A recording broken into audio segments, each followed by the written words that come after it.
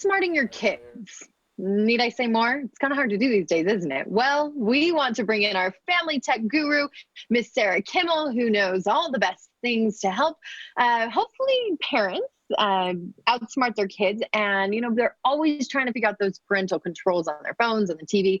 So, Sarah, how do we go about making sure we're a step ahead of the kids?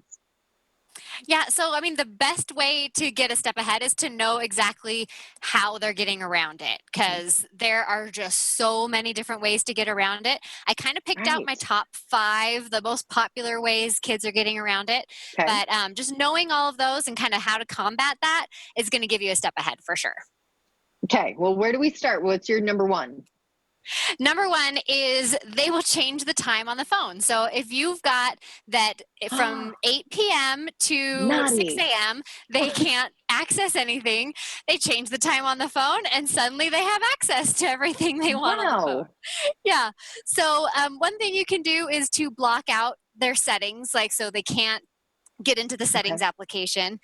The other way is to also put parental controls on the network itself that they couldn't change the time for the Wi-Fi.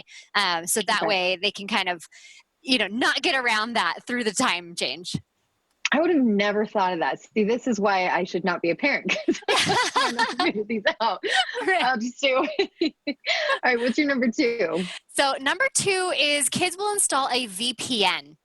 And Yep. I've actually had a lot of parents ask me, hey, my kid wants to install this VPN. It says it's going to make their phone faster, or when they're at school, their phone is really slow, and they say that this VPN will help it be faster. Mm, And so parents are like, oh, sure, it'll make your phone faster. Great.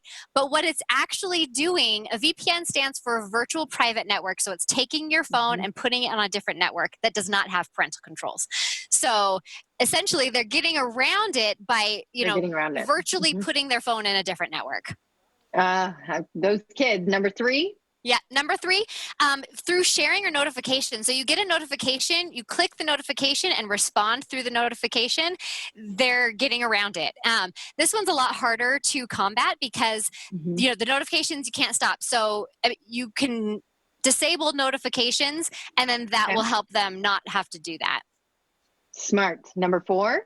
Number four is they'll record you entering your passcode. So they'll Yeah. turn on screen recording, or they just know that you always use the same password for your garage door and everything like Yeah. that. They'll try Mhm. it out and they will grant themselves more time with their passcode that they figured out that you have.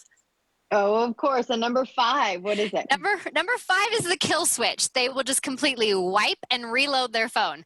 Most of the stuff is on the cloud, so they don't mind deleting Right. everything from their phone. And so they wipe it, and then all the parental controls are gone.